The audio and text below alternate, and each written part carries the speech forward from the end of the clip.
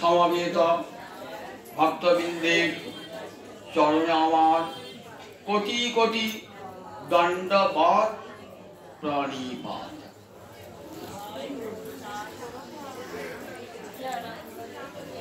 গীতা জয়ন্তী আজ অন্তিম দিবস। 18টি দিন পরমানন্দে আমাদের কাটল। আজ গীতা মায়ের দক্ষিণ চরণের উপাসনা। কেন বলেন দক্ষিণ চরণ? গীতা মায়ের বর্ণনা প্রথম দিনই করেছি। গীতা মায়ের প্রথম 5টি অধ্যায় হলো মুখ বক্তানি পঞ্চজানিহি, দশাধ্যায়া পূজাশ্রী। পরপর 10টা অধ্যায় হলো মায়ের 10টা বাহু, তাহলে 10 আর 5 15, 16 হলো মায়ের উদর, 17 18 মায়ের 2 চরণ। গতকাল প্রথম মায়ের বাম চরণ পূজা করতে হয়, 17 অধ্যায়ে মায়ের বাম চরণের পূজা হয়েছে। আজ গীতা মায়ের দক্ষিণ চরণের উপাসনা। মা যাতে আমাদের সকলের প্রতি দক্ষিণ হন, প্রসন্ন হন। গীতা মা জন্ম বছরের পর বছর যেন এমনি করে গীতা জয়ন্তী উৎসব পালন করতে পারি। আমাদের সকলের মন যেন গীতা দেবীর চরণে নিযুক্ত থাকে, এই প্রার্থনা করে আজ পাঠটি শুরু করব। আপনাদের অনেকের কষ্ট হচ্ছে, বসার অনেকের জায়গা পান না, তার জন্য আমাদের নিজেদের একটা অপরাধ বোধ হচ্ছে। শুনতে এসেছেন গীতা, অথচ শোনবার বসার জায়গা পাচ্ছেন না, শুনতে পাচ্ছেন না। আমাদের এই চিন্তাটা মাথায় থাকলো, আগামী দিন যদি করতে পারি তখন আর ব্যবস্থা করব। যাবে ক্ষমা স্বীকার করে আমাদের ক্ষমা করুন। আমরা সবাইকে জাগাইতে পারলাম না, ক্ষমা চাইছি সকলের কাছে। কিঞ্চিত গীতার কথা শ্রবণ করুন। ইয়ং ব্রহ্মা বরুণেন্দ্র রুদ্রমরুত সুন্নন্তি দিব্যৈ স্তবৈ বেদৈ সাঙ্গপদ প্রপনিষদৈ গায়ন্তি ইয়ং সামগা ধ্যানাবস্য তদ্গতেন মনসা যোগিন যস্যান্তং ন বিদুঃ সুরাসুরগণা দেবায় তস্मै নমঃ। ইয়ং ব্রহ্মা বরুণেন্দ্র রুদ্রমরুত সুন্নন্তি দিব্যৈ স্তবৈ। ইয়ং মানে যাহাকে, স্তন্নন্তি দিব্যস্তবে, দিব্যস্তবের দ্বারা যার স্তুতি করেন। কারা কারা স্তুতি করেন? ব্রহ্মা, বরুণ, রুদ্র, ইন্দ্র, মরুত। স্বয়ং সৃষ্টিকর্তা ব্রহ্মা, বরুণ সমুদ্রের অধিপতি, জলাধিপতি বরুণ, ইয়ং ব্রহ্মা বরুণ, ইন্দ্র দেবরাজ ইন্দ্র, 49 বায়ু, 11 রুদ্র, এরা দিব্যস্তবে তাকে স্তব করে থাকেন। বেদৈ সাঙ্গপদ ক্রমপনিষদৈ গায়ন্তি এবং সামগা। সামগা মানে যারা সাম গান করেন, ঋক সাম যজু অথর্ব, এই সাম গানটা, সামটা বেদটা গান।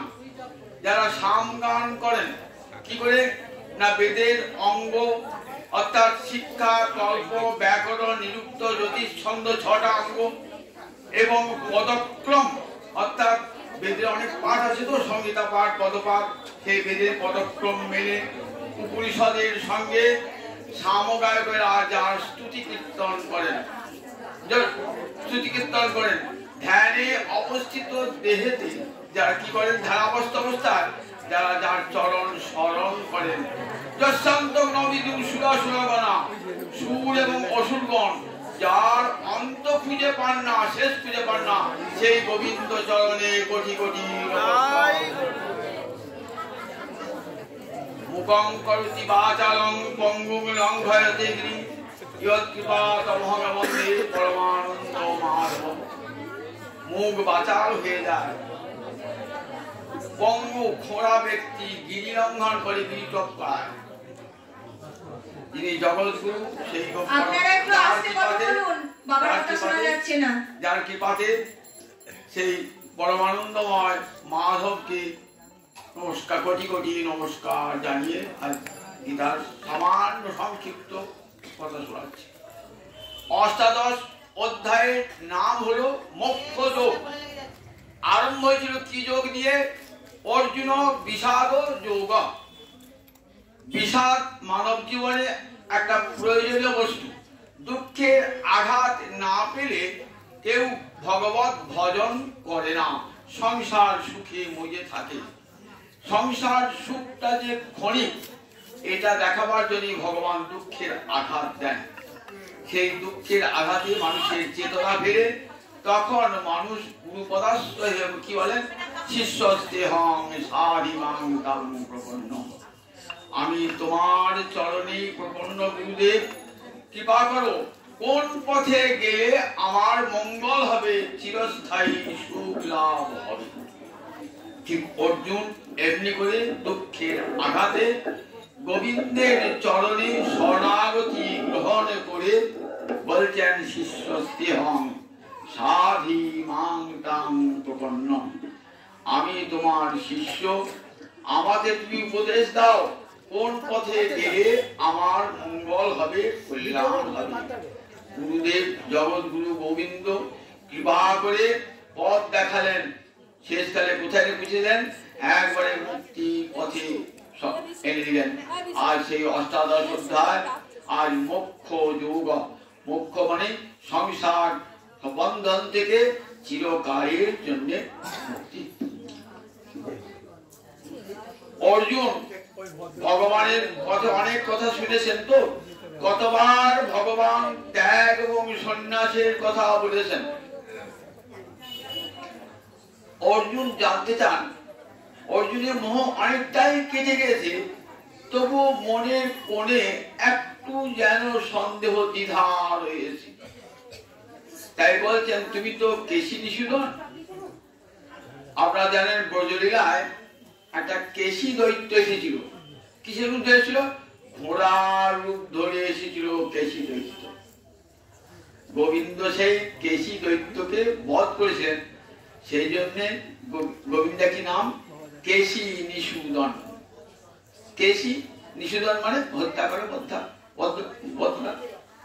তাই হে কেশী নিষূদন, আমার মনের কোণে একটা কেশী দৈত্য এসে হাজির হয়েছে সংশয়। তুমি এই সংশয়টা দূর করে দাও। এটা প্রশ্ন বটে, প্রশ্ন ঠিক নয়। আগে যেমন প্রশ্ন করে জোর ছিল, এই প্রশ্নটা সব সংশয় প্রায় কেটে গিয়েছে। খুব কথা। একাদশ অধ্যায়ে অর্জুন বলেছেন যে আমার মোহ দূর হয়ে গেছে, মোহ আমি বিগত মোহ, কিন্তু মোহ যেন কেটেও কাটছে না, একটু যেন সংশয় থেকে যাচ্ছে। বলেছেন গোবিন্দ, হে জগৎগুরু, তুমি ত্যাগের কথাও বললে, আবার সন্ন্যাসের কথাও বললে। আমি ত্যাগ কি আর সন্ন্যাস কি বুঝতে পারছি না। আপনি সন্ন্যাস বললে আমার কাছে কি ধারণায় বলুন দেখি? উপনিষদে যে নিবৃত্তি মার্গ আছে, সংসার ছেড়ে দিয়ে ভগবানের উপাসনার জন্য সন্ন্যাসের পথ অবলম্বন করা। স্মৃতিশাস্ত্রে তো আমরা দেখেছি, সেখানে 4টি আশ্রম, ব্রহ্মচর্য, গার্হস্থ, বানপ্রস্থ, সন্ন্যাস। জীবনের চতুর্থ ভাগে অর্থাৎ অন্তিম ভাগে সন্ন্যাস গ্রহণের বিধান আমাদের ভারতীয় শাস্ত্রে রয়েছে। সন্ন্যাস মানে সর্বকর্ম ত্যাগ।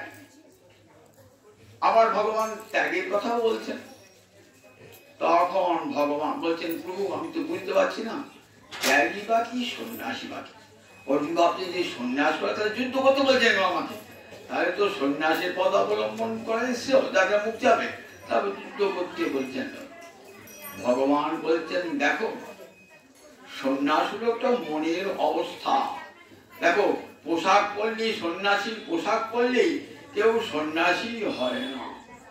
মানস ত্যাগটাই সন্ন্যাসের সবচেয়ে বড় শ্রেষ্ঠ ধর্ম। মানস ত্যাগ, মনে মনে ত্যাগ। দেখো তুমি কখনো কর্ম ত্যাগ করে জগতে কেউ থাকতে পারেন না, কর্ম ত্যাগ করে। আবার দেখো যজ্ঞ, দান, তপস্যা এইগুলো কখনো ত্যাগ করা যায় না, শাস্ত্রে করতে বলেছেন এইগুলো। আবার এই চারি বর্ণের এবং চারি আশ্রমে যে যে ধর্ম সেগুলো কিন্তু করতেই বলেছেন শাস্ত্র। যতদিন আমার চরণে মতি না আসছে ততদিন পর্যন্ত কিন্তু এই কর্মগুলো করতে হবে। কেমন ভাবে করবে? যজ্ঞ, দান, তপস্যা, ব্রত এগুলো কেমন করবে? বলে নিষ্কাম হয়ে ফলাসক্তি ত্যাগ করি। কর্ম তো বন্ধন আনে না, কর্ম ফলে আসক্তি বন্ধন নিয়ে আসে। এ কথা প্রথম থেকেই বলছেন ভগবান। আর ভগবান সব গোটা গীতা শাস্ত্র সার নিয়ে বসেছেন। সমস্ত যা যা বলেছেন সেগুলো আবার সার কথা বলছেন। এই দেখো, কর্ম কখনো বন্ধন আনে না, ফলাশক্তি বন্ধন নিয়ে আসে। সেই ফলাশক্তি বর্জন করে কামনাহীন হয়ে যদি কর্ম করো তাহলে সেই কর্ম বন্ধন আনবে না, বরং চিত্ত শুদ্ধ করবে। নিষ্কাম কর্ম চিত্ত শোধন করে। যজ্ঞ, দান, তপস্যা, ব্রত এগুলি পাবনানি মনীষিণা। এসব কর্ম কি করে? চিত্ত শুদ্ধি কর। যজ্ঞ, দান, তপস্যা এসব মহৎ কর্ম কি করে? চিত্ত শুদ্ধ করে। এগুলো করতে হবে নিষ্কাম হয়ে। আগের দিন শুনেছেন তো, দান, সাত্বিক দান কেমন করে? ফলের উপকার, ফলের প্রত্যাশা না করে গোবিন্দ প্রীত হবেন এই উদ্দেশ্যে দান। দাতব্যম ইতি যদ্দান দিয়তে অনুপকারিণী। আগের দিন শুনেছেন, সপ্তদশ অধ্যায়ে ভগবান বলেছেন। তাই দেখো, দান, ব্রত, জপ যা করবে কখনো নিজের ফলকামনায় নয়, গোবিন্দ চরণে অর্পণ করে নিষ্কাম হয়ে করবে। এই কর্ম করে চিত্ত শুদ্ধি হবে। আর চিত্ত শুদ্ধি হলে পারে কি হবে? যখন চিত্ত শুদ্ধি হবে তখন কি হয়? তখনই তখনই জ্ঞান এসে হাজির হয়ে যায়। তখনই সমস্ত ভূতে কি দেখেন? ব্রহ্মকে সমস্ত ভূতে ভগবানকে দর্শন করেন। এই অবস্থায় চেয়ে যায়। নিষ্কাম কর্ম করতে চিত্ত শুদ্ধি হয়। চিত্ত শুদ্ধি হলে জ্ঞানের আবির্ভাব হয়। আর জ্ঞানী তখন কি দেখেন? জগন্ময় সর্বভূতেষু ভগবান, সমস্ত ভূতে ভগবানকে দর্শন করেন। তখন কেমন অবস্থাটা? ব্রহ্মভূত প্রসন্নাত্মা ন শোচতি ন কাঙ্ক্ষতি সম সর্বেষু ভূতেষু। তখন ব্রহ্মভূত প্রসন্নাত্মা ন, তখন ব্রহ্মভূত হয়ে যান। ব্রহ্মভূত প্রশান্ত, চিত্ত প্রশান্ত হয়ে যান। ব্রহ্মভূত প্রসন্নাত্মা। আর ন কাঙ্ক্ষতি ন শোচতি, কোনো কিছুতে তার আকাঙ্ক্ষাও থাকে না। আর কোন জিনিস হারিয়ে গেছে, চলে গেছে, এগুলো তার জন্য কোনো শোকও থাকে না। তখন কি হয়? সম সর্বেষু, সমস্ত ভূতে ভগবানকে দর্শন করেন। দেখুন এই অবস্থায় কেমন হলো? এই নিষ্কাম কর্ম করতে করতে করতে করতে করতে চিত্ত যেই শুদ্ধ হয়ে গেল, চিত্ত শুদ্ধ হওয়ার সঙ্গে সঙ্গে দেখুন সর্বভূতে ভগবানকে ভগবত দর্শন হয়ে গেল, ব্রহ্মভূত অবস্থা প্রাপ্ত হল।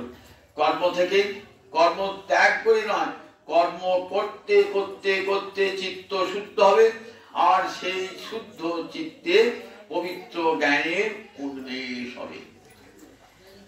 তারপর ব্রহ্মভূত প্রসন্নাত্মা ন শোচতি ন কাঙ্ক্ষতি, আর কোনো শোক করেন না, আর কোনো কিছু আকাঙ্ক্ষাও করেন না। এই অবস্থায় সাধকের আসে। কর্মকে গীতা জ্ঞান সাগরে বলেন, সমস্ত কর্ম জ্ঞানে গিয়ে সমাপ্ত হলো। এবার জ্ঞান গিয়ে ভক্তির সাগরে ডুববে। বললেন দেখো, ব্রহ্মভূত প্রসন্নাত্মা হলো তো, এরপর কি অবস্থা কি হবে না? বললেন আমার ভক্ত কেমন অবস্থা আছে না? তখন কেমন অবস্থা কি হয় না? মদ ভক্তি ততমাং তত্ত্বত জ্ঞাত্বা বিশতে তদনন্দন। তখন ভক্ত কি করে? জ্ঞানী কি করেন? তা বললেন তখন ধীরে ধীরে ধীরে ধীরে আমাকে তত্ত্বত জেনে আমার তত্ত্বে প্রবেশ করে। তাহলে কি লাভ করেন? বলেন পরাণ ভক্তি। ব্রহ্মভূত হওয়ার পরে এইখানে কিন্তু গীতার শেষ নয়, ব্রাহ্মী স্থিতি কিন্তু গীতার শেষ কথা নয়।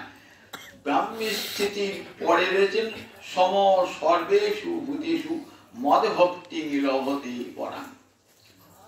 সর্বভূতে সমহে কি করে আমাতে পরাভক্তি লাভ করে। দেখেছেন তো, এই পরাভক্তির কথা শ্রীমদ্ ভাগবতে বিস্তার করে আছে, গীতা শুধু ইঙ্গিতটা দিয়ে দিলেন। পরাভক্তি সম সর্বেষু ভূতেষু তেষাং জ্ঞানী নিত্যযুক্ত এক ভক্তি বিশিষ্টতা আগে বলেছেন। যখন চতুর্বিধা ভজন্তে মান বলেছেন নবম অধ্যায়, 4 প্রকার লোক আমাকে ভজনা করে, শেষে বলেন তেষাং জ্ঞানী নিত্যযুক্ত এক ভক্তি বিশিষ্টতে। তাদের মধ্যে জ্ঞানী আমার প্রিয়তম ভক্ত। কোন জ্ঞানী? এক ভক্তি বিশিষ্টতে, একমাত্র গোবিন্দ চরণে শরীর মলা সুধীরা ভক্তি। বাসুদেব সর্বমিতি, বাসুদেব গোবিন্দ সমস্ত জীবে আছেন, গোবিন্দ সর্বত্র আছেন, আকাশে বাতাসে অনলে অনিলে লতায় বৃক্ষে সর্বত্র ভগবান আছেন। এই জ্ঞান ভক্তের এসে যায়। তখন কি করেন ভক্ত? যাহা যাহা নেত্র পড়ে তাহা কৃষ্ণ স্ফুরে, স্থাবর জঙ্গম দেখে না দেখে তার মূর্তি, যাহা যাহা নেত্র পড়ে তাহা কৃষ্ণ স্ফূর্তি। তখন সর্বং খলিদং ব্রহ্ম, সাধকের অন্তর তখন কেমন হয়ে যায়? কেমন যান? সর্বভূতে ভগবানকে দর্শন করেন। দেখবেন শ্রীমদ্ ভাগবতী নবযোগীন্দ্র সংবাদে আছে, যেমন কি দেখেন, সর্বভূতে উত্তম ভক্ত সর্বভূতে ভগবানকে দর্শন করেন, আবার নিজের মধ্যে ভগবানকে দর্শন করেন, আবার নিজের হৃদয়ে যে ভগবান, সেই ভগবান অনন্ত কোটি জীবের মধ্যে রয়েছেন। এই অবস্থাটি লাভ হয়ে যায়। তেষাং জ্ঞানী নিত্যযুক্ত এক ভক্তি। এইবার ততমাং তত্ত্বত জ্ঞাত্বা ভক্তা মাং অভিজানাতি যাবান যস্যাৎ বিতত্তত। ভক্তা মাং অভিজানাতি, ভক্তি শব্দের তৃতীয়ার এক বচনে হলো ভক্তা, অর্থাৎ ভক্তির দ্বারা। এই ভক্তি যে এই যে তৃতীয়া বিভক্তি হলো, এটি করণের তৃতীয়া। করণের তৃতীয়া কেন করতে বলছি? দেখবেন ব্যাকরণে পাণিনি বলেছেন যে সাধকতমং করণম, যেটি উত্তম সাধক সেটি হবে করণ। একটা উদাহরণ দিই, কাঠুরিয়া কুঠার দিয়ে গাছ কাটছে, কুঠার দিয়ে গাছ কাটছে, তো তাহলে কুঠারটা কি আছে? বাঁট আছে, ফলা আছে, আবার যে কাটা হাত আছে, তিনটে সাধন। তিনটে না থাকলে তো গাছটা কাটা হবে না। হাতটাও থাকতে হবে, কুড়ুলের বাঁটটা থাকতে হবে, কুড়ুলের ফলাটা থাকতে হবে, তাহলে তিনটি তো সাধক। কিন্তু আমরা কি বলি? কুঠারে ন বৃক্ষং ছিনত্তি, কুঠারটা চিতায় যুক্তি লাগালাম, এই যে সাধকতম বলি, সাধকতম অর্থাৎ যদি হাত থাকে, বাঁট থাকে, তবু গাছটা কাটা হবে না যদি কুড়ুলের ফলাটা না থাকে। সেই ওইটা হলো তৃতীয়া বিভক্তি। বলেন তাই ভক্তিটা জ্ঞান কর্ম সমাজে ভক্তি যদি না থাকে তাহলে সব ব্যর্থ হয়ে যায়। তাই ভক্তা মাম অভিজানাতি, যত সাধন আছে সমস্ত সাধনের মধ্যে ভক্তি সাধন সর্বশ্রেষ্ঠ সাধন। সকল মনীষী উচ্চ কণ্ঠে করেছেন যে ভক্তি সর্বশ্রেষ্ঠ সাধন। ভক্তি কখনো এবং ভক্তি থাকলে কর্ম এবং জ্ঞান দুটোই ভক্তির সঙ্গে থাকবে। গীতার মাঝখানে ভক্তি কর্ম কেন? দুপাশে, এক পাশে কর্ম, এক পাশে জ্ঞান। ভক্তি যেন মা কর্ম আর জ্ঞানকে হাত ধরে নিয়ে চলেছেন গোবিন্দের কাছে নিয়ে চলেছেন। কাজে ভক্তি থাকলে একটা কর্ম এবং সেখানে জ্ঞান থাকে। ভক্তা মা অভিজানাতি, অভিজানাতি বলেন কেন?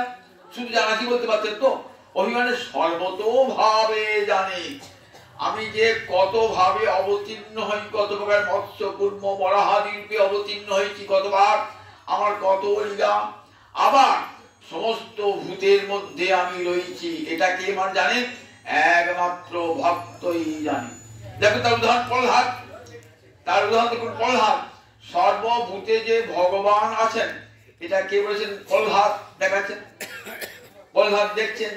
দেখুন প্রহ্লাদ আগে তিনি বলেছি দৈবাসুর সম্পদ বিয়োগে যে দৈবাসুর পৃথিবী আছে অভয়ম, ভয়হীনতা। প্রহ্লাদকে যখন আমরা একটা সাপ দেখলে ভয়ে কাঁপছি, আর প্রহ্লাদের শত শত কোটি কোটি সাপ, বিষধর সাপ ধরে এনেছে বাবা, তার মাঝে প্রহ্লাদকে ছেড়েছে। প্রহ্লাদ ভয় আছে? প্রহ্লাদের ভয় নেই। মা কারাগারে পুড়ে রেখেছে, মাকে বলছেন, কয়াদিকে বলছেন প্রহ্লাদের পিতা, যা ওকে বিষ খাইয়ে শুকা। অমন ছেলে ঘরের শত্রু, তাকে কখনো রাখে বংশের শত্রু, তাকে বিষ খাইয়ে মেরে দাও। কালকুট বিষ, নাকে ঠেকালি গন্ধ গেলেই মানুষ মরে যায়। মা কি করবেন? ভাবছেন রাজা, প্রচন্ডা রাজা, এখন তো আমাকে পরিত্যাগ করবে, আমি যদি রাজার কথা না শুনি এখন আমাকে পরিত্যাগ করবে, তার তো রানীর অভাব নাই। মা কি করবেন? সেই বিষের বাটি নিয়ে গিয়ে দিয়েছেন প্রহ্লাদকে। প্রহ্লাদ খুব আনন্দে গ্রহণ করছেন, জানেন এটা বিষ। বলছে মা গো, আমি তো গোবিন্দকে তুলসী পাতা না দিয়ে কোনো কিছু খাই না, তা মাঠে তুলসী পাতা এনে দাও।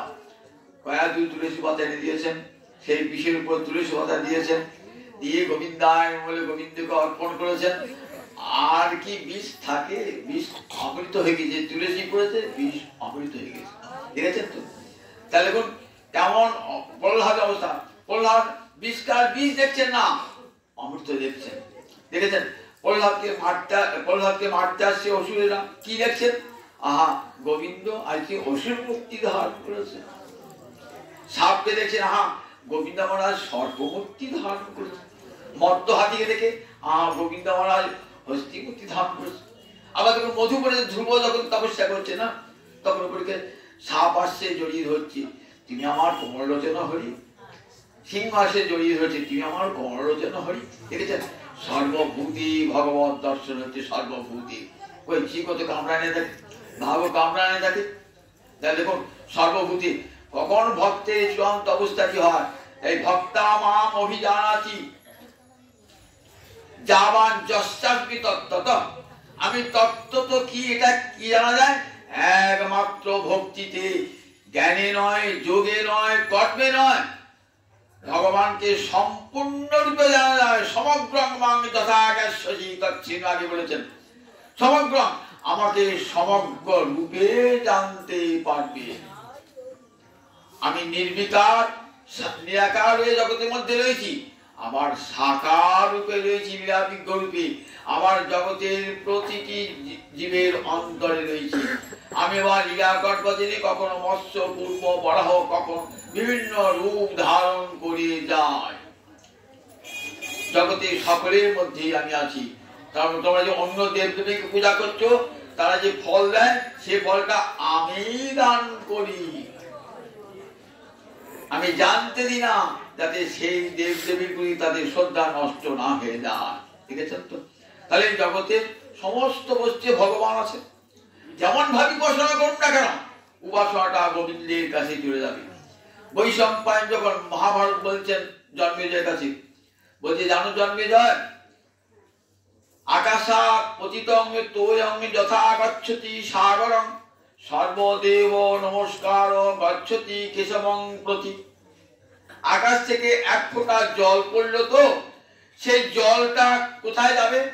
দেখবেন আবার জল, আবার এক ফোঁটা জল পড়তে পড়তে জলটা নালায় চলে গেল, নালা থেকে নদীতে, নদী থেকে একবারে সমুদ্রে চলে যাবে।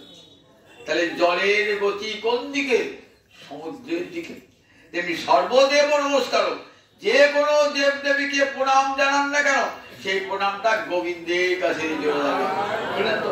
ইয়ং ব্রহ্মা বরুণেন্দ্র রুদ্রমন্ত্র সুন্নতি দিব্যস্তবী, যাকে সবাই প্রণাম জানাচ্ছেন, প্রণামটা দাও গোবিন্দের কাছে চলে প্রণাম। তাহলে বাসুদেব ভক্তা মাম অভিজানাতি যাবান যস্যাপি তত্ত্বত ততমাং তত্ত্বত জ্ঞাত্বা বিশতে তদন্তরম। এইবার ভক্তির জগতে, পরাভক্তির জগতে ভক্ত প্রবেশ করে যায়। তাই অর্জুন, তুমি আমার খুব নিজের জন, আপন জন, তোমাকে আমি খুব ইষ্টসী মেঘৃণ, তুমি আমার খুব প্রিয়, খুব ঘনিষ্ঠ। যত ভক্ত আছে অর্জুন তুমি আমার প্রিয়। আগে তিনি বলেছেন, বিগত যে বলেছেন না, ভক্তের মধ্যে আমি অর্জুন। দেখো সেই অর্জুনকে বলছেন, দেখো অর্জুন তুমি তো আমার খুব প্রিয়জন, নিজজন। তোমার কি বলি, কি বলি? মনমনা ভব মদ্ভক্ত মজ্জাজি মাং নমস্কুরু। মনমনা ভব, মনটা, তোমার মনটা আমাকে দিয়ে দাও, তোমার মন আর আমার মন এক হয়ে যাক। মদ ভক্ত, তুমি আমার সাধন ভজন, মদ ভক্ত, আমার ভক্ত, আমার কথা শ্রবণ কীর্তন করো। মদ দাদি, আমারই পূজা অর্চনা করো। মাং নমস্কুরু, আমাকে নমস্কার করো। অর্জুন বলছেন, বাবা বন্ধুর হয়ে এমন কঠিন উপদেশ দিলে, বাবরি মনমনা হব, মন দেওয়া সোজা কথা। চঞ্চলং হি বল কৃষ্ণ প্রমাথি বলবদ্রীনা। চঞ্চল মন চিত্ত বিক্ষেপ প্রদায়, এক মুক্ত মনকে স্থির রাখতে পারি। বিশেষ আমি রজগুণী ক্ষত্রিয়, আমি কি করে চঞ্চল মনকে তোমাকে দেবো? পারবো না ঠাকুর। এটা বন্ধুর মতো কথা হলো না, বন্ধুর মতো কথা হলো। তুমি জানো তো আমাকে, তুমি তো আমার সঙ্গে সবসময় মিশছো। আমি দিন রাত হাত জেগে কেমন করে শত্রুর দিকে দিন নিক্ষেপ করতে হবে শিখি। এটা আমাকে বুড়া কেস বলে। আমি রাত্রিকে ঘুমাই না, জেগে জেগে শিখতাম তীর চালা করতে হয়।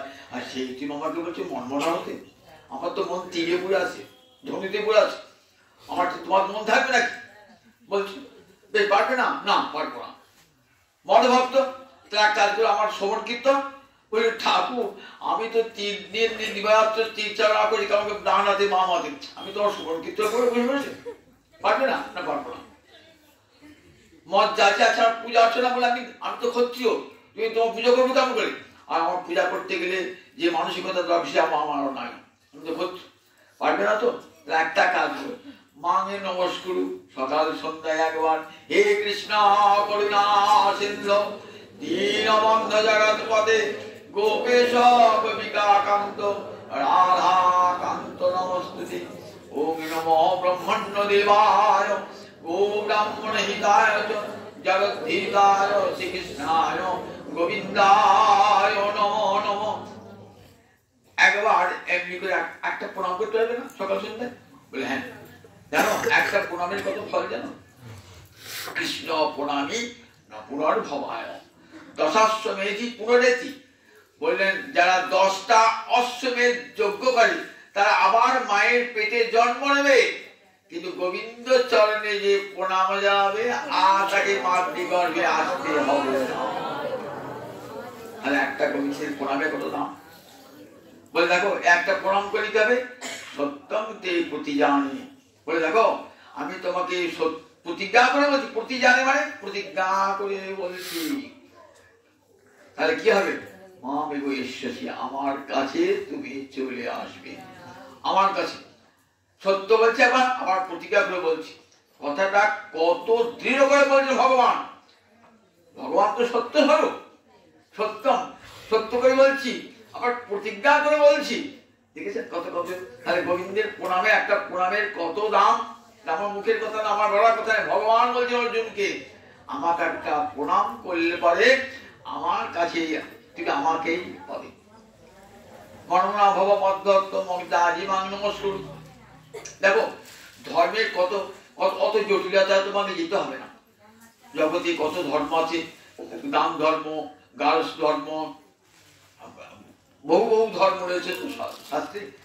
এটা বিধি, এটা নিষেধ পড়লে কিন্তু দেখতে হবে এই পথে যাবো, কোন পথে যাবো। ব্রাহ্মণ, ক্ষত্রিয়, বৈশ্য, শূদ্র, বর্ণাশ্রম ধর্ম আছে। বলে দেখো কোনটা করি কোনটা না করি মনে মনে হবে তোমাদের। তারপর দেখো এত ধর্মের জটিলতায় কুটিলতায় যেতে হবে না, তোমাকে একটা সহজ পথ দেখিয়ে দিচ্ছি।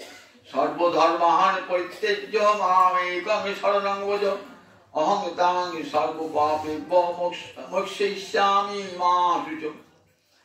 সমস্ত ধর্ম পরিত্যাগ করে আমার চরণ কমলে আশ্রয় গ্রহণ কর। সর্বধর্মান পরিত্যজ্য, অর্থাৎ ধর্মের জটিলতা কুটিলতা যেতে হবে না। শাস্ত্র খুললেই দেখবে অসংখ্য ধর্মের কথা বলা আছে। বর্ণ ধর্ম, আশ্রম ধর্ম, দান ধর্ম, সব কত ধর্মের কথা বলা আছে শাস্ত্র। বলে অত ধর্মের জটিলতা যেতে হবে না। সর্বধর্মান পরিত্যজ্য মামেকং, গোবিন্দ চরণের সেবা করলে সব ধর্ম করা হয়ে যায়। এ কথা আমি বারবার বলেছি আপনাদের, যে বৃক্ষের মূলে জল সিঞ্চন করলে আর ডালে লতায় পাতায় আর জল দিতে হয় না। প্রাণবায়ুকে আহার দিলে আর কোনো ইন্দ্রিয়কে আহার দিতে হয় না। প্রাণবায়ুকে আহার দিলে আমার চোখ কান নাক সব সুস্থ থাকবে। যদি বলেন না চোখ কান এরাও তো কাজ করে, এদিকে একটু আহার দেওয়া দরকার, তাহলে চোখে খানিকটা আহার বুঝিয়ে দিলেন, কানে খানিকটা আহার বুঝিয়ে দিলেন, নাকে খানিকটা আহার বুঝিয়ে দিলেন, মৃত্যু পড়ে যাচ্ছে। তাহলে যদি প্রাণবায়ুকে আহারটা দিই তাহলে কি হবে? আমার চোখ ঠিক থাকবে, কান ঠিক থাকবে, নাক ঠিক থাকবে, সব ঠিক থাকবে। তাই গোবিন্দকে সেবা করলে সব দেব দেবীর সেবা হয়ে যায়। যথা তরুর মূল নিষেচনে ন, যথা তরুর মূল, তরু মূলে নিষেচন করলে পরে কি হয়? তৃপ্পন্তি তৎসন্দ ভুজ পোশাখা, বলে তার বাহু কাণ্ড শাখা পোশাখা সব তৃপ্তি প্রাপ্ত হয়ে যায়। তাই গোবিন্দ সেবাতে সব দেবদেবী তুষ্ট হয়ে যান। আমরা যখন বিয়ে পৈতে ছেলে দেন কি বলে বুঝতে বলেন? তসমিন তুষ্টে জগৎ তুষ্ট বিনীতে বিনীতমে তথা। মানে কি ভালো বুঝতে দেখো, হে গোবিন্দ তুমি তুষ্ট হলে জগৎ তুষ্ট, তুমি প্রীত হলে জগৎ প্রীত। যখন বলবেন না পুরোহিত মন্ত্র বলবেন তখন এগুলি সব মানে বুঝবেন, ঠিক আছে তো? আপনি যখন কাজ আরম্ভ করছেন তখন কি কাজ আপনাকে? মাধব মাধব বাচি মাধব মাধব হৃদি সরন্তি সাধব সর্বে সর্ব কার্যেষু মাধব। আপনি ছেলে বিয়ে দেবেন, মেয়ে বিয়ে দেবেন, দুর্গা পুজো করবেন, কালী পুজো করবেন, সব প্রথমে পুরী দাঁড়ানো বলাবি মাধব মাধব বাচি মাধব মাধব হৃদি সরন্তি সাধব সর্বে সর্ব কার্যেষু মাধব। এই বিষ্ণু স্মরণ ছাড়া কোন মঙ্গলজনক শুভ কর্ম হয় না। হৃদয়ে মাধব, বাক্যে মাধব, সাধুরা সব সময় মাধবকে স্মরণ করেন। আপনি স্নান করুন না করুন, অপবিত্র পবিত্র বা সর্বাবস্থাং গতইবা ইয়াস্মরি পুণ্ডরিকাক্ষং সবাভ্যন্তর শুচি। আপনি অপবিত্র থাকুন, পবিত্র হন না কেন, আর অপবিত্র থাকুন না কেন, গোবিন্দকে পুণ্ডরিকাক্ষ মানে পদ্মলোচন গোবিন্দ, পুণ্ডরী মানে পদ্ম, শ্বেত পদ্মকে বলে পদ্ম পুণ্ডরী। পুণ্ডরীকে বলতে অক্ষিয়া চোখ যান, পদ্ম চোখ যান, পদ্মলোচন গোবিন্দ, তাকে আবার হৃদয়ে স্মরণ করুন। আমি সর্বাবস্থায় পবিত্র, এই বিষ্ণু স্মরণ অবস্থায়। আবার উঠে বললেন তো হরি ওম তৎসৎ ওম বিষ্ণু বলতেন।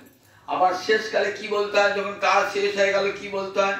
মন্ত্রহীনং ক্রিয়াহীনং ভক্তিহীনং জনার্দন যৎপীতং ময়া দেব পরিপূর্ণং তদুস্তুমি যদক্ষরং পরিভ্রষ্টং মাত্রাহীনং চ যদ্ভবে পূর্ণং ভবতু তৎসর্বং তৎপ্রসাদাৎ জনার্দন। হে জনার্দন, তোমার করুণায় সেটি পূর্ণ হয়ে যাক। আমার যদি মন্ত্র উচ্চারণে কোনো ভুল থাকে, দ্রব্যাদিতে যদি অভাব থাকে, স্থানের যদি কোনো বিকলতা থাকে, তাহলে তোমার নাম উচ্চারণে সেটি পূর্ণ হয়ে যায়। তাহলে আদিতে মধ্যে অন্তে বিষ্ণু স্মরণ, গোবিন্দ স্মরণ। সেই গোবিন্দ ছাড়া বলে দেখো জগতে আরটা আশ্রয় গ্রহণ করবেন। তাই সর্বধর্মার প্রত্যেক মাম একম, নিজেকে কি বলেন? মাম একম শরণং ব্রজ, একমাত্র আমারই শরণ গ্রহণ কর। একটা গল্প শোনায়। এক রাজা বিদেশে যাবে, রাজা বিদেশে যাবে তো রাজার অনেকগুলো রানী থাকতো, রাজা তো একটা বউ থাকতো, অনেকগুলো রানী থাকতো। দেখো চল বিদেশে কার কে আনতে হয় বলো, সব রানীরা একটা তালিকা তৈরি করছেন। আমার একার জন্য 10টা 12টা গোয়াল লিখে দিয়েছে। আর ছোট রানী গেলাম, সে শুনে এক লিখেছে, কিছু লেখে না দিয়ে এবার রাজার স্বামী যাদের কর্মচারী রেখেছেন, দেখো তো কে কোন রানী কি নিতে বলেছে। সব রানীর জন্য দৃষ্টি করো, এক একা ছোট রানী এক লিখেছে। একেবারে কি কিন্তু মানে বুঝতে পারছি না, এক মানে বুঝতে পারছি না। ছোট রানী করে জিনিস কেনা হলো না, সবার জিনিসপত্র কেনা হলো, কিন্তু ছোট রানীর জিনিসটা কেনা হলো না। এবার ঘুরে এসে রাজা সবাই জিনিসপত্র দিয়ে ছোট রানী, আচ্ছা তোমার তো কিছু তুমি তারপর এক, তারপর আমি একটাই চাই। কি চাই? না একমাত্র তোমাকেই চাই, আমি তোমার কাছে ধন দৌলত চাই না, একমাত্র তোমাকে। ভক্ত কি বলে? অভক্ত জন ভগবানের কাছে কত চায়, মুক্তি দাও, কৈবল্য দাও, স্বর্গ দাও, ভোগ দাও, ধন দাও, দৌলত দাও, সুন্দরী পত্নী দাও, নাম দাও, যশ দাও, খ্যাতি দাও, প্রতিষ্ঠা দাও চাই। আর ভক্ত বলে গোবিন্দ আমি তোমাকে ছাড়া আর কাউকেই চাই না, একমাত্র তোমাকেই চাই। এজন্য এই সর্বধর্মান ঐতিহ্য মাম একম। গোবিন্দ পেলি সব পাওয়া হলো, গোবিন্দ পেলি তো সব পাওয়া হলো। ধরুন একটা গ্রামে একটা বিরাট বড় লোক আসতো, তা বড় লোকটা থেকে আমি বলছি 5,000 দিন, 10,000 দিলেন, 20,000 দিলেন। বুদ্ধিমান বলবে না না, আমার কাছে টাকা নিতে আসি না আমি। তাহলে কি জন্য এসো? আমি আপনাকেই নিতে এসেছি। 8 টাকার অভাব থাকবে? 8 টাকার অভাব থাকবে? তাহলে আমি যদি বলে আমি গোবিন্দকেই চাই, আর গোবিন্দ কোনো অভাব রাখবেন না। সুদামা তো চাইলেন না কিছু, কিন্তু পেলেন অনন্ত বস্তু। দেবদুর্লভ, স্বর্গের দেবতারা যে সম্পদ পায় না, সেই সম্পদ না চাইতে পেয়ে গেলেন গোবিন্দের একটা কৃপাদৃষ্টিতে। কৃপাদৃষ্টি একবার শুধু চাইলেন সুদামার দিকে, ফলে অনন্ত ঐশ্বর্য দাও পেয়ে গেল। তাহলে গোবিন্দ হইলে ঐশ্বর্য অভাব থাকে নাকি? গোবিন্দকে পেলে পারে। তাহলে কেন চাইবো তার কাছে? ধন দৌড় চাইবে কেন? চাইলেই তো দেখো ভক্তি কি হয়ে যায়, ভক্তি মাটি হয়ে যায়। এই ভক্তিতে কোনো চাওয়া নাই। ভক্তি এমন সাধন না, এই বড় ভক্তি এমন সাধন না, জগতে এর মতো সাধন আর নাই। ভক্ত কি বলে কিছুই যায় না প্রভু। দেখুন মহাপ্রভু শিক্ষা দিয়েছে আমাদের, স্বয়ং গোবিন্দ হয়ে শিক্ষা দিয়ে কি দেন বলে দেখো, নধনং নজনং সুন্দরীং কবিতাং বা কাময়ী জগদীশ। বলে হে গোবিন্দ, আমি তোমাকে ধন চাই না, জন চাই না, সুন্দরী পত্নী চাই না, কাব্য প্রতিভা চাই না। তাহলে কি চাই? মম জন্মনি জন্মনি ঈশ্বরী ভবতার অহৈতুকী। আমার যেন জন্মে জন্মে তোমার শ্রীচরণে অহৈতুকী ভক্তি হয়। অহৈতুকী মানে কোনো হেতু যেন থাকে না। ভক্তির পশ্চাৎ যদি হেতু থাকে, তাহলে ভক্তি মাটি হয়ে যায়, মাটি হয়ে যায়। অহৈতুকী ভক্তি যেন থাকে। তাই সর্বধর্মান পরিত্যাজ্য মাম একং শরণ, একং কথা জড়িয়ে মাম একং শরণং ব্রজ, আমার চরণে শরণাগতি গ্রহণ করো। শরণাগতির 6টা লক্ষণ শাস্ত্রে বলেছেন। জ্ঞানী শরণ নেয় না, যোগী শরণ নেয় না। ভালো করে কান করে শুনুন, জগতে কোনো জ্ঞানী ভগবানের চরণে শরণাগতি গ্রহণ করেন না, কোন কর্মী ভগবানের চরণে শরণাগতি গ্রহণ করেন না। কারণ তারা ভাবেন আমাদের সাধন সামর্থ্য আছে, আমরা সাধন সামর্থ্যে সংসার সমুদ্র পার হব, আমাদের শরণাগতির প্রয়োজন নাই। তাই কর্মী জ্ঞানী যোগী এরা কেউ শরণাগতি গ্রহণ করেন না, একমাত্র ভক্ত শরণাগতি গ্রহণ করেন। ভক্ত বলে আমার সাধন নাই, ভজন নাই প্রভু, আমি সাধন ভজন কিছুই করতে পারবো না প্রভু, আমি তোমার চরণে পড়ে রইলাম। এই যে পড়ে এলাম মুখে বললে হবে না, তার 6টা লক্ষণ দিয়েছেন। আনুকূল্যস্য সংকল্প, প্রাতিকূল্যস্য বিবর্জনম, রক্ষিষ্যতি বিশ্বাস ভক্তিত্বে বর্ণং তথা আত্ম অনিক্ষেপ কার্পণ্যে সর্বিধা শরণাগতি। শরণাগতির 6টা লক্ষণ কি কি?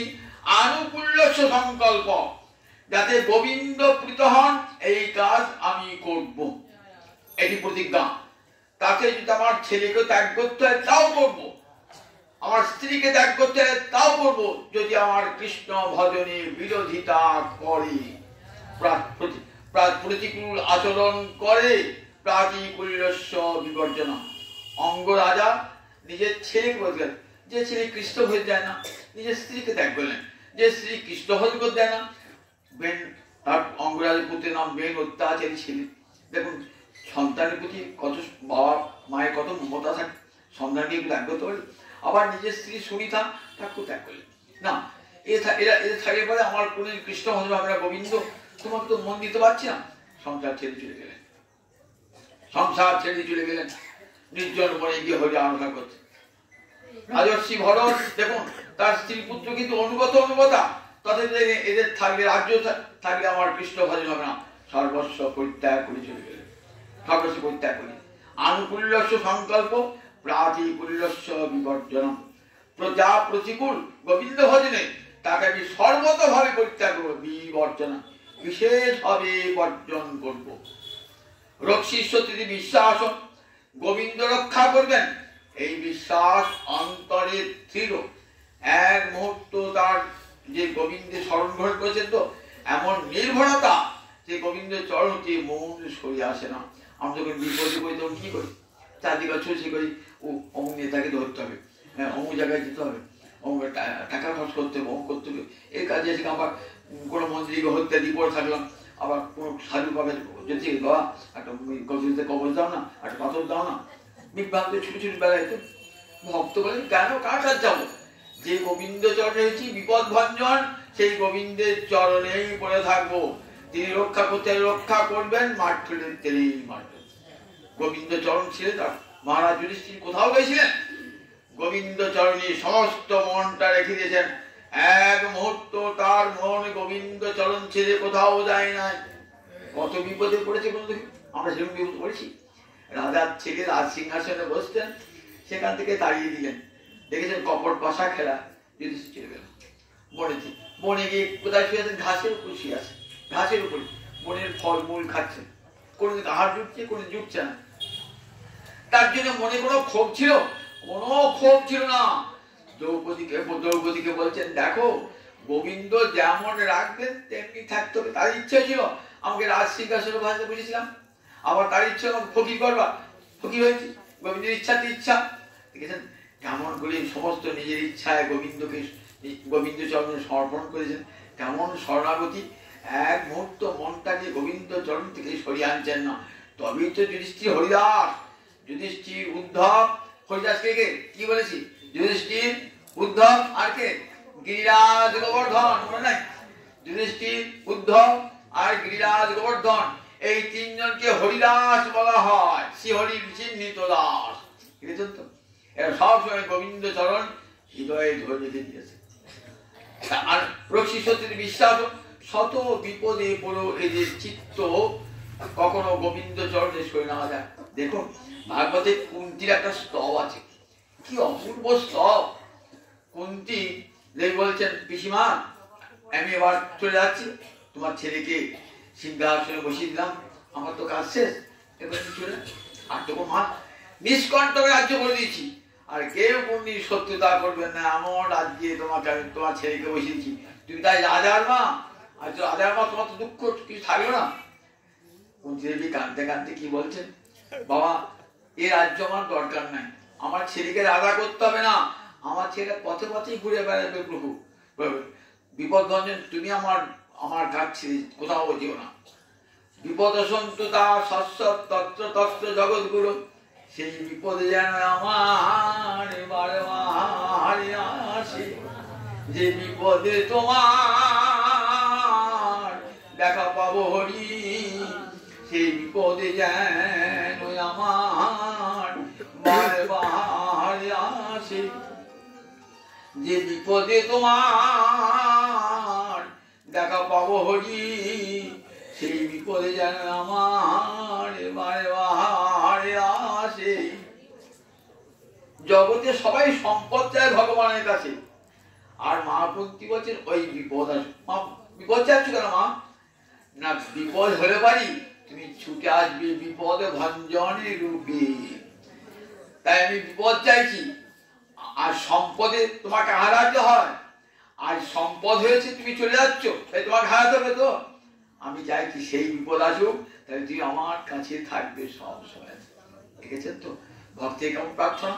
তাই দেখুন পঞ্চকন্যা সরেন নিত্যং মহাপাতকন আসন, অহল্লা দ্রৌপদী তারা কুন্তি মন্দোদরী যথা। বালির পত্নী তারা স্বামীকে হত্যা করেছ, তারপর রামচন্দ্রকে তার বিশুদ্ধিষ্ঠা করে তারা রামচন্দ্রের চরণে পড়ে প্রার্থনা আছে।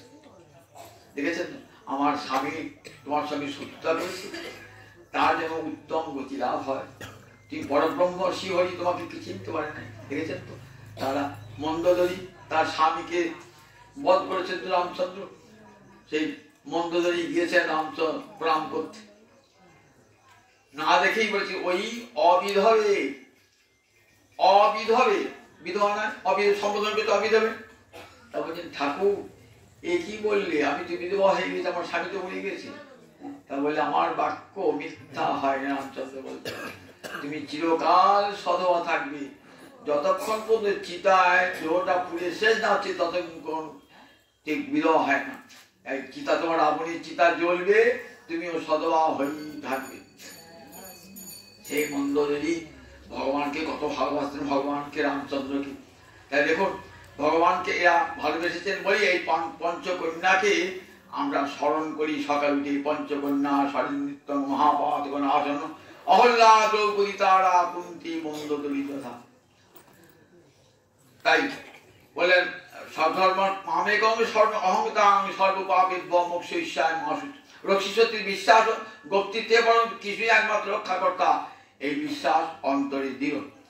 আর বললেন কি আত্মনিক্ষেপ কার্পণ্যে নিজেকে নিক্ষেপ করলেন গোবিন্দ চরণে। প্রভু আমার ভালো মন্দের দায়িত্ব সব তোমার, তোমার চরণে আমি নিজেকে নিবেদন করলাম। মাঙ্গে মদিয়ং অহংকারে, আমি আমার বলতে আমার কিছুই নাই, আমি সব তোমার চরণে সমর্পণ করলাম। তিল তুলসী দিয়া সমর্পণ কইলুহিয়া জনমের মতো রাঙা পায়। রাধারানী কি বলেছেন গোবিন্দকে? তিল তুলসী দিয়া সমর্পণ কইলুহিয়া জনমের মতো রাঙা পায়, আমি সবে সবে দিলাম। আমার ধৈর্য লজ্জা কুলমান সবে সবে দিলাম, ওই রাঙা চরণে সবে সবে দিলাম। আত্মনিক্ষেপ সর্বপ্রকারে নিজেকে গোবিন্দ চরণে নিবেদন। কার্পণ্যে আমি তো কৃপার পাত্র প্রভু, আমি তো ভজন সাধন করবার শক্তি আমার নাই, আমি পাপী তাপি পাপ হং পাপ কর্ম হং পাপাত্মা পাপ সম্ভব। ভক্ত এত ভজন করে কি বলে আমি একটা পাপিষ্ঠ ব্যক্তি। কবিরাজ গোস্বামী বা এত বড় চৈতন্য চৈতামৃত লিখেছেন তো বলি দেখবেন যে জগতের এমন শাস্ত্র নাই কবিরাজ গোস্বামী পড়েন কি বলছেন? জগাই মাথায় হইতে মুইসে রঘিষ্ঠ, পুলিশের কীট হইতে মুইসে পাপিষ্ঠ। জগাই মাথায় হইতে মুইসে পাপিষ্ঠ, পুলিশের কীট হইতে মুইসে রঘিষ্ঠ। পুলিশের মানে বিষ্ঠার কৃমি কি, তারাও আমার চেয়ে বড়, আমি তাদের চেয়ে ছোট। আবার জগাই মাথায় হইতে আমি পাপিষ্ঠ। কতখানি দীনতা এনে দেন ভক্তি অন্তরে। দেখেছেন ভক্তি মহারানী যত দীনতা তত ভগবানের কৃপা ঝরে ঝরে পড়ে। অহংকার যদি মাথা উঁচু করে দাঁড়িয়ে থাকেন আর ভগবানের কৃপা ওই বর্ষিতাকে গড়িয়ে পড়ে যাবে। গাছ উঁচু হয়ে দাঁড়িয়ে আছে, মেঘে জল ঝরছে তো সব গড়িয়ে পড়ে যাচ্ছে। পর্বত উঁচু হয়ে দাঁড়িয়ে আছে, মেঘে জল সব গড়িয়ে পড়ে যাচ্ছে। আর নদী বলছে খাওয়া হয়ে আছে, এসো জল দাও। পুকুর বলছে জল দাও, সব জল ধরকে দিয়েছে। যত দীনতার করতে হবে তত ভগবানের কৃপা ছেড়ে পড়বে। ভক্তি রাজ্যে এই দীনতা একটা গুণ, বড় গুণ। ভক্তি মহারানী দৈন্যে টেনে দেন। আত্মনির্কার্পণ্য, আমি তোমার কৃপার পাত্র, আমি কি ভজন করতে পারি নাকি? আমি তো পাপিষ্ঠ ব্যক্তি, জন্ম জন্মান্তরে কত পাপ করছি, এখনো করছি। প্রভু তুমি আমাকে ক্ষমা করো। এই শরণাগতির 6টা লক্ষণ। শরণাগতি লক্ষণ বলে মাম এইকম শরণাং ব্রজম, এইটি গীতার উপসংহার। দেখেছেন মহাসূচক, শোক করো না। দেখো তুমি তো দেখো ব্রাহ্মণ ক্ষত্রিয় বৈশ্য শূদ্র, দেখো এরা গুণকর্মে বিভাগ। প্রকৃতি 3টে গুণ সত্য রজ তম কাজ করে। সত্যগুণ কাজ করে তাদেরকে ব্রাহ্মণ বলা হয়, রজগুণ যাদেরকে কাজ করে তাদেরকে ক্ষত্রিয় বলা হয়, তমগুণ তাদের কাজ করে শূদ্র বলা হয়। এবং এই গুণ অনুসারে কি হয় না জাতি ভেদ আমরা বর্ণভেদ জাতি ভেদ না বর্ণভেদ সৃষ্টি করেছে। কিরকম? যদি সম দম শৌচ আর্য, সমদম আর্য খান্তি আর্য, বিজ্ঞান আস্তিক্য এইসব বোধগুলি থাকে, তাকে ব্রাহ্মণ বলা হয়। যে যার মধ্যে সমগুণ অর্থাৎ অন্তর ইন্দ্রিয় সংযম, যার মধ্যে দমগুণ যা অর্থাৎ বহিরিন্দ্রিয় সংযম যার মধ্যে আছে, যার দান ধর্ম আছে, যার তপস্যা আছে, যার ক্ষমা করার গুণ আছে, অন্তর সরল অন্তর, যার জ্ঞান শাস্ত্র জ্ঞান আছে, বিজ্ঞান অনুভূতি আছে, আবার আস্তিক্যম শাস্ত্রে বিশ্বাস আছে, তাকে আমরা ব্রাহ্মণ বলি। সেই ব্রাহ্মণ তো ভূমির দেবতা। এইতে যদি অন্য কারো থাকে, যদি ব্রাহ্মণ ক্ষত্রিয়ের মধ্যে থাকে সেও ব্রাহ্মণ হবে, যদি শূদ্রের মধ্যে থাকে সেও ব্রাহ্মণ হবে। শাস্ত্র নিরপেক্ষ। অনেকে বলবে শাস্ত্র ভবন দিয়ে ভবন দিয়ে উঁচু করে না গো, ব্রাহ্মণ সবাই হতে পারে। যদি এই গুণগুলো থাকে তাহলেই সেই ব্রাহ্মণ হবে। সম দম শৌচ তপ খান্তি আর্য বিজ্ঞান বিজ্ঞান আস্তিক্য এগুলো যার মধ্যে থাকে সেই ব্রাহ্মণ হবে। দেখে হরিদাস তো জবন ছিল, আর মহাপ্রভু বলছেন হরিদাসকে, হরিদাস আমি তোমাকে স্পর্শ করি কেন জানো? আমি নিজে পবিত্র হব বলে, নিজে পবিত্র হব বলে। দেখেছেন তো, জড়িয়ে ধরতেন মহাপ্রভু হরিদাস ঠাকুরকে, দেখেছেন? তাকে জবন বলে দূরে সরিয়ে দেন। সমদম তপসৌচ। আবার ক্ষত্রিয় ধর্ম কি না? ক্ষত্রিয়ের ধর্ম হলো যুদ্ধ করা। যুদ্ধ করা ক্ষত্রিয় ধর্ম। খতাত্যায়তে ইতি ক্ষত্রিয়। খত থেকে মুক্তি দান করে। সমাজে অশান্তি বিশৃঙ্খলা হচ্ছে, সমাজ বিরোধী, তাদেরকে হত্যা করা, রাজ্যে শান্তি প্রতিষ্ঠা করা, তাদেরকে দমন করা, এটা তো ক্ষত্রিয়ের কাজ। তুমি যদি সেই ধর্ম থেকে চ্যুত হও তাহলে তোমার পাপ হবে অর্জুন, তাহলে তোমার পাপ হবে, তোমার পাপ হবে। তাহলে ক্ষত্রিয় যে ধর্ম খতাত্যায়তে, রাজ্যের শৃঙ্খলা রক্ষার জন্য তাকে যা করা করতে হবে, ক্ষত্রিয় কাজ করেছেন। বৈশ্য তার কি? কৃষি, গোরক্ষা, বাণিজ্য, এগুলি বৈশ্যের কাজ। কৃষি কার্য করা, একটা সমাজ চালাতে গেলে এই চারটি চাই কিন্তু, ব্রাহ্মণ, ক্ষত্রিয়, বৈশ্য, শূদ্র। সব দেশে এটা আছে এবং তাদের নাম ভিন্ন ভিন্ন। একটা সম্প্রদায় থাকবে যারা কি এই লেখাপড়া নিয়ে থাকবে, যাগযজ্ঞ নিয়ে থাকবে, শাস্ত্র জ্ঞান নিয়ে থাকবে, সাত্বিক গুণ হবে, তাদেরকে আমরা ব্রাহ্মণ বলবো। আবার যারা ধরুন রাজনীতি করে তাদেরকে কি বলবো? তাদেরকে ক্ষত্রিয় বলবো। সে ব্রাহ্মণ, যদি ব্রাহ্মণ ছেড়ে রাজনীতি করে সে ব্রাহ্মণ নয়, সে ক্ষত্রিয় হবে। আবার বৈশ্য কাকে বলবো? যারা কৃষিকার্য করবে, পশুপালন করবে, যারা অর্থনীতি দেখবে তাদেরকে বৈশ্য বলবে। আর একটা শ্রেণী থাকবে যারা কি করবে না কায়িক পরিশ্রম দেবে। এই রাস্তাঘাট বড় বড় সেতু তৈরি হবে কি করে? কায়িক পরিশ্রম না দিলে একটা সমাজে কেউ ছোট বড় না, সবার কর্মই ভগবানের সেবা।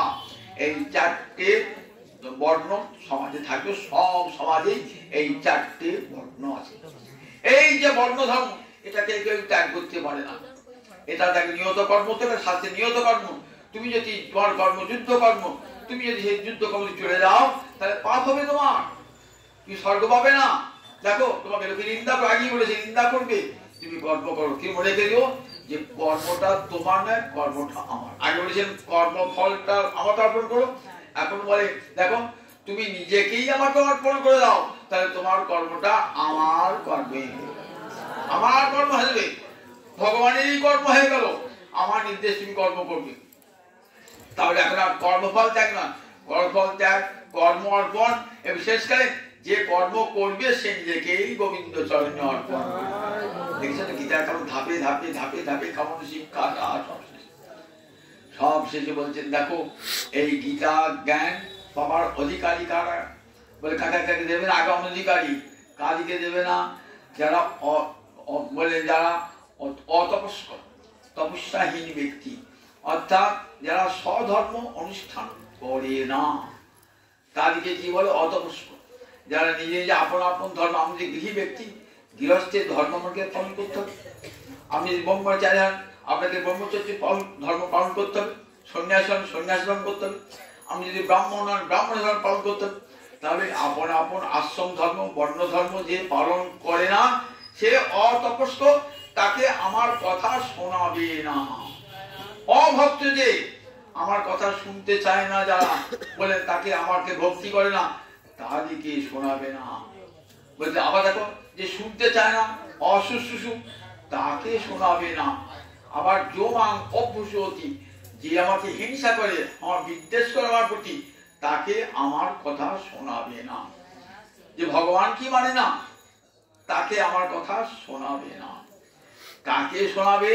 আমার কথা ভক্তজনকে শোনাবে। আমাকে যারা ভালোবাসে তাদের কাছেই শোনাবে। আমাকে যারা অসহাহীন ব্যক্তি, অসহ মানে গুণে গুণে সুদোষাবিষ্কার, গুণের দোষ ধরে যারা তাকে বলে অসহায়, গুণে সু। আমরা এত গুণ রয়েছে, কোথাও একটা ছিদ্র খুঁজে খুঁজে বেড়াচ্ছে। একটা গুণী মানুষ অনেক গুণ রয়েছে, কিন্তু এক একটা লোক থেকে ছিদ্র খুঁজে খুঁজে বেড়ায়, সেটা বলে অসুয়া। যাদের মধ্যে অসুয়া আছে বলে দেখো তাদের আমার ভক্তি নাই, তাদেরকে গীতা শোনাবে না। যারা অসুয়া নাই যাদের মধ্যে, তাকে আমার গীতার কথা সব শেষে বলছেন দেখো দেখো এই গীতা যারা যে পাঠ করে বলে তার প্রতি আমি প্রীত হই, আবার এই গীতা যারা বসে বসে শ্রবণ করে তার প্রতি আমি প্রীত হই। যত্র গীতা বিচারস্য পঠনং পাঠনং শ্রুতং, সেখানে যেখানে গীতা পাঠ হয়, গীতার বিচার হয়, সেখানে কে থাকে? তত্র ভগবান শ্রীকৃষ্ণ রাধা সহ বিরাজতি। ভগবান শ্রীকৃষ্ণ সেখানে রাধা রানীর সঙ্গে উপস্থিত হয়ে যান। গোপাল ও বাল কৃষ্ণপি বলেন, গোপাল আছেন, বলেন কৃষ্ণ আছেন, এবং ধ্রুব নারদ প্রহ্লাদ সব এসে উপস্থিত হয়ে যান। তারা এসে যেখানে গীতা পাঠ হচ্ছে, গীতা আলোচনা হচ্ছে। এবং গীতা মা কত মহিমা যুক্ত, গীতা মা, গীতা ভগবানের মুখ নিশ্চিত মানিত, গীতার মহা মহিমা এই গীতার। তাই বলেন দেখো শেষকালে বলছে সঞ্জয় বলছে ব্যাসদেব আমার কি কত করুণা করেছেন, তারই করুণায় আমি শ্রীকৃষ্ণের মুখ নিঃসৃত এই গীতার উপদেশ আমি শ্রবণ করেছি।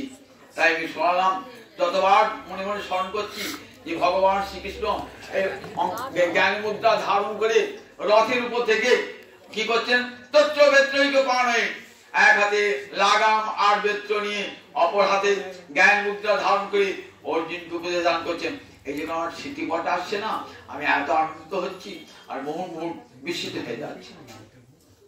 বলছেন শোনো, শেষ বাক্য বলেন, যেখানে কি আছে? যেখানে ভগবান শ্রীকৃষ্ণ আছেন, যেখানে ধনুর্ধর অর্জুন আছেন, ভগবত ভক্ত আছেন, সেখানে শ্রী, সেখানে বিজয়, সেখানে ভূতি, সেখানে ধ্রুবানীতি।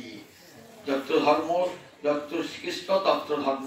বলেন যেখানে ভগবান আছেন সেখানে শ্রী, যেখানে গোবিন্দ সেবা আছে সেখানে লক্ষ্মী দেবী সেখানেই অবস্থান করেন। লক্ষ্মী তো চঞ্চলা, সব আমরা বলি লক্ষ্মী চঞ্চলা। লক্ষ্মী কোথায় চঞ্চলা হয় না? যে কৃষ্ণ সেবা করুন, লক্ষ্মী স্থিরা হয়ে যায়।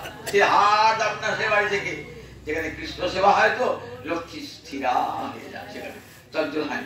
লক্ষ্মী একটা অপবাদ আছে, লক্ষ্মী চঞ্চলা, নিপস্রহীন চঞ্চলা। কিন্তু চঞ্চল হন কখন?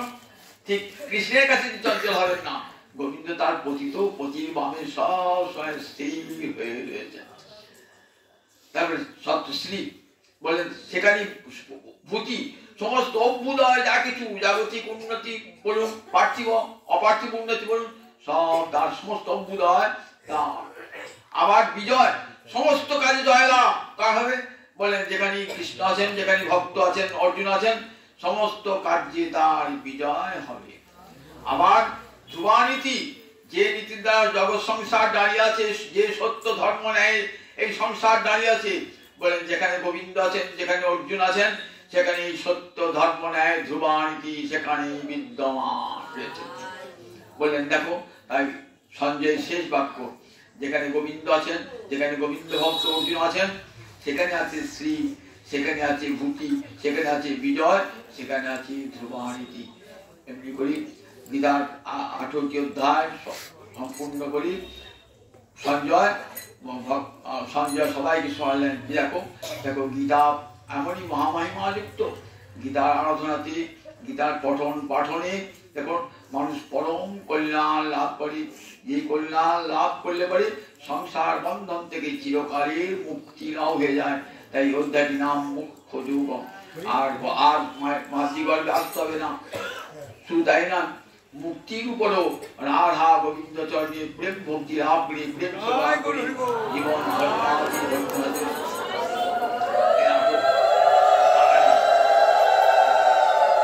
এই 18 দিন যারা এলেন এই মন্দিরেতে, 18 দিন এলেন, কত আনন্দ হলো, তাদের সকলকে ধন্যবাদ জানাই।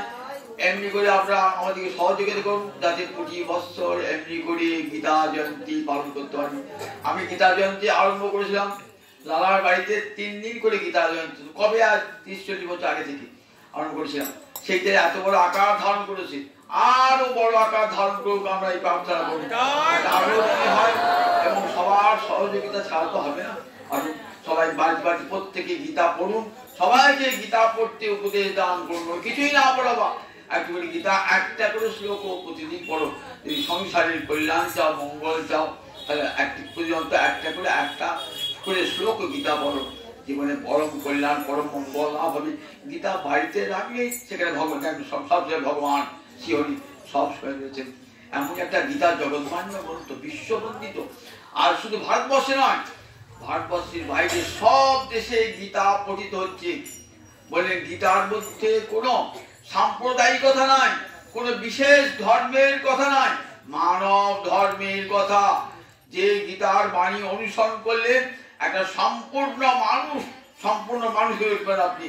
সমস্ত ভদ্রতা, সমস্ত মানবিকতা, প্রীতি, মমতা, ভালোবাসা, মানুষের যা যা গুণ, সমস্ত গুণ দেখা দেবে এই গীতা পাঠে, দেখবেন। আর ঘরে ঘরে এই কংসের সংসার, আমাদের শব্দ কংসের সংসার, কলহতে অশান্তিতে ভর্তি হয়েছে। বলে এই কলহ অশান্তি এই যদি দূর করিলে, দোল দাপট দূর করতে হয়, তাহলে প্রত্যেকদিন গীতা পাঠ, গীতা কর্তব্য। কি অন্যায় শাস্ত্র নিশ্চয়ই ইয়া স্বয়ং পদ্মনা অবশ্য মুখপদ্ম নিশ্চিত। যারা উদ্যোগ গ্রহণ করি, এই 18 দিন পরিশ্রম করেছেন যারা, তাদের উদ্যোগে সেই মন্দির কর্তৃপক্ষকেও আমি আমার ধন্যবাদ জানাই, শ্রদ্ধা জ্ঞাপন করি। আবার তারা যে দিয়েছে মন্দিরটা, আবার যারা উদ্যোগ নিয়ে করেছেন তাদেরকেও ধন্যবাদ জানাই। তারা যেন তার দীর্ঘ জীবন লাভ করুক, গীতা মায়ের আশীর্বাদ লাভ করুক। আপনারা সবাই গীতার আশীর্বাদ, সর্বে সুখিনা সন্তু, সর্বে সন্তু নিরাময়া, সর্বে ভদ্রাণি পশ্যন্তু মা কশ্চিৎ দুঃখমাপ্নুয়াৎ। সবাই নিরোগ হন, সুখী হন, সবার ঘরে ঘরে মঙ্গল লাভ হোক, কেউ যেন দুঃখ কষ্ট না পান। জয় গীতা, জয় গীতা, জয়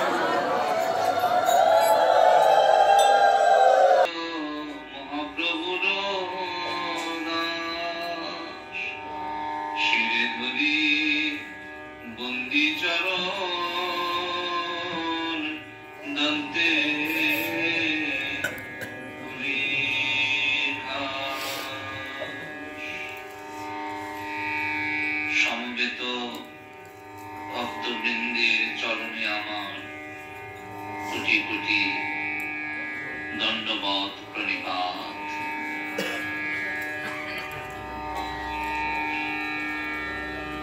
আজ শ্রী শ্রী গীতা জয়ন্তী যে মহোৎসব পালিত হচ্ছেন দীর্ঘ 18 দিন ব্যাপী,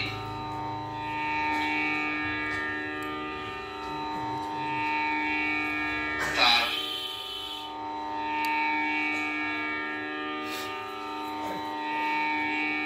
অন্তিম দিবস এবং 18তম অধ্যায়ের কথা সেবা অনুষ্ঠান, কথা সেবা যজ্ঞ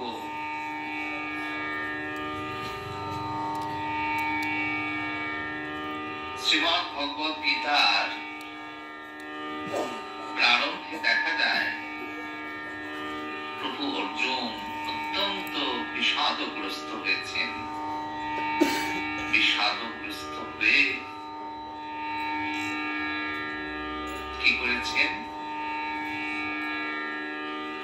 সিদ্ধান্ত নিচ্ছেন যে যুদ্ধ করবেন না। আত্মীয় স্বজন পরিবৃত হয়ে রয়েছেন, তো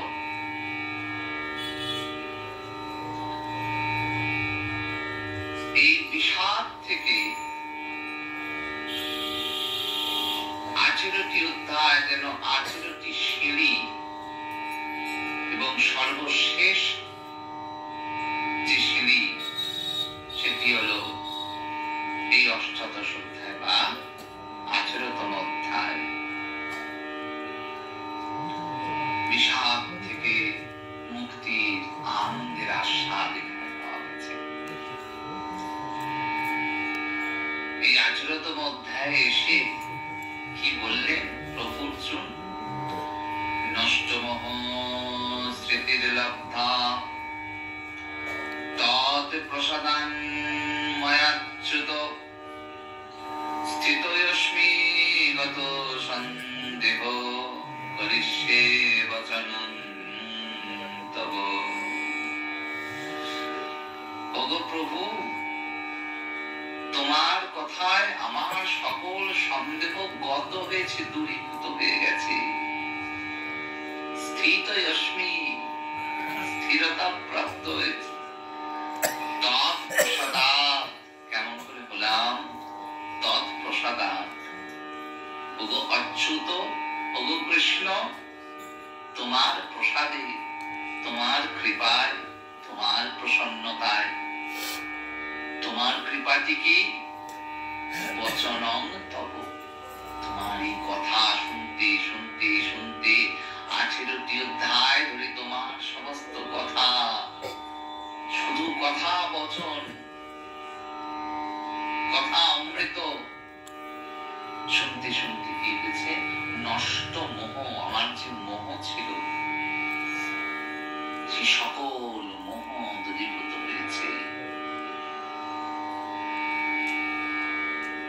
সব মোহ,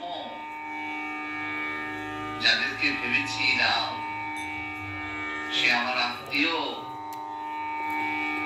আমি কেমন করে তার বিরোধিতা করব, আমি কেমন করে তাদের বিরুদ্ধে যাব? এরা আপনজন, আত্মীয়, স্বজন, কুটুম্ব।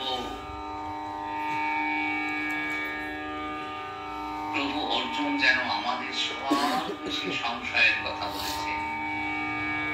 এই সংশয় সর্বত্র, আমাদের পরিবারে যেমন সংশয়, সমাজের বুকেও সংশয়, আবার রাষ্ট্রের ক্ষেত্রেও সংশয়। এক কুল রাখতে গেলে অন্য কুল বিসর্জন চলে যায়। তখন সিদ্ধান্ত নিতে বড় অসুবিধা হয়, তখন বড় সংশয় হয় যে কোন কুল রাখবো, কোন কুল রাখা যাবে। ঠিক তেমনই অবস্থা প্রভু অর্জুনের।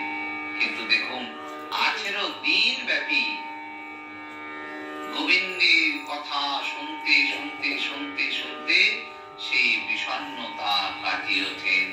নষ্ট মোহ স্মৃতির রক্ষা, বিরাট প্রাপ্তি, গত সন্দেহ। আর কি হয়েছে? এই কথা শ্রবণে কি হয়? সমদর্শী হয়ে যান।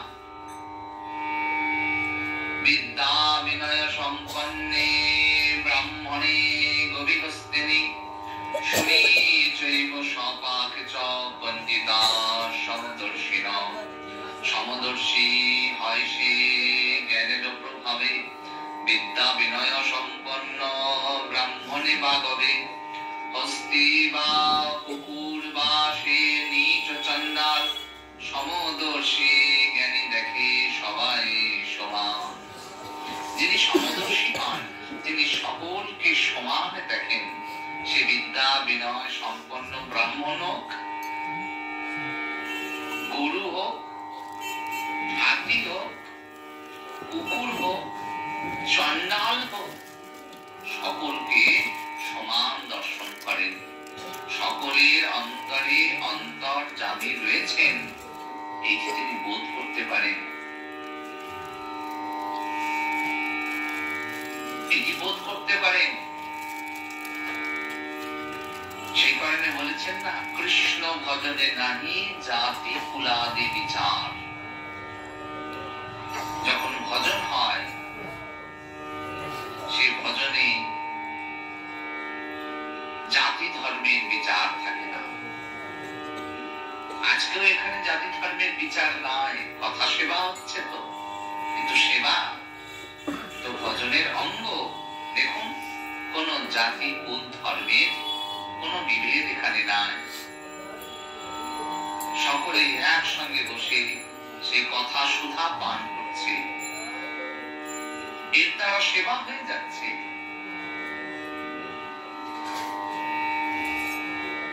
এই গীতা পাঠের বিশেষত্ব, জং লব্ধ্বা চাপর লাভং মন্নতে নাধিকং তত যস্মিন স্থিত্বা ন দুঃখেন গুরুণাপি বিচাল্যতে। এই গীতা পাঠ শ্রবণে এমন কিছু লাভ হবে যা পেলে অন্য আর কোনো কিছুকেই মনে হবে না যে তার থেকে বেশি করে কিছু পাওয়া যায়।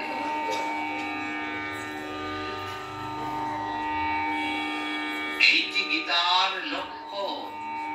গীতা শ্রবণে এইটি লাভ হয়।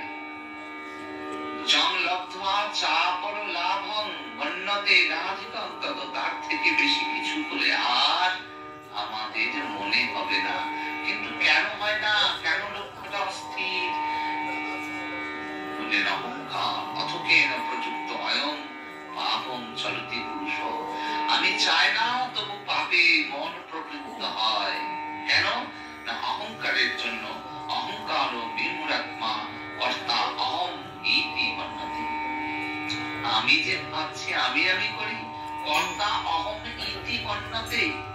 একটা কর্তৃত্বের ভাব থাকে যে আমি করলাম, আমি পাঠ শুনতে এসেছি, আমার ইচ্ছা হয়েছে তাই এলাম। না না না না না।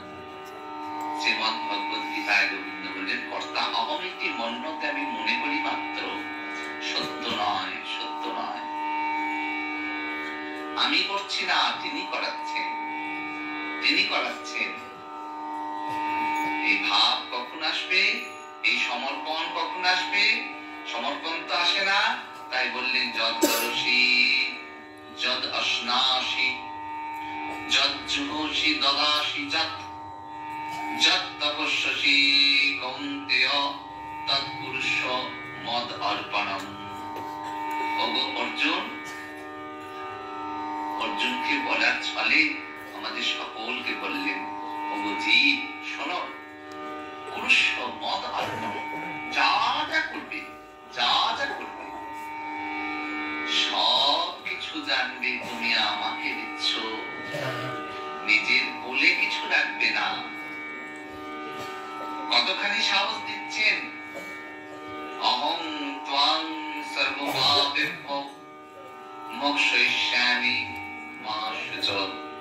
ওগো অর্জুন, তুমি যা কাজ করবে করো, তোমার কোনো চিন্তা নাই। সর্বপাপেভ্যো মোক্ষয়িষ্যামি, আমি তো সকল পাপের ভার নিলাম। তুমি কেন চিন্তা করছো? আমি তো সকল পাপের ভার নিয়েছি, তুমি চিন্তা করো না। মোক্ষয়িষ্যামি মা শুচঃ। এত বলার পরেও আমাদের জীবের এত দুর্ভাগ্য না।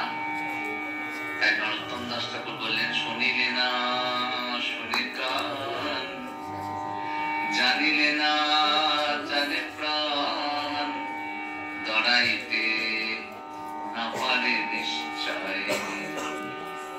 দৃঢ় করে মন বুঝতেই পারে না যে আমি কি করব, কোন পথে যাব। শ্রী গুরু কান্ডারি গুরুচরণ আশ্রয়ে এসব সংশয় দূরীভূত হয়ে যায়। স্বয়ং ভগবান শ্রী গুরু স্বরূপে এসেছেন। আমার মতো অধম জীবের পক্ষে তাই কখনোই নিজ বুদ্ধিতে কিছু স্থির করা সম্ভব হচ্ছে না। শ্রী গুরুদেব যদি কৃপা করেন এই অধমকে, তবে গীতার যে অমৃত রস, শ্রীমদ্ ভগবদ গীতার যে অমৃত রস, অম্ব ত্বাম অনুসন্ধামি ভগবদ গীতে ভগবদ্বেষিণী। দেবী গীতা, তোমার যে অমৃত তা গ্রহণে আমি অক্ষম, তো শ্রী গুরুদেব যদি কৃপা করেন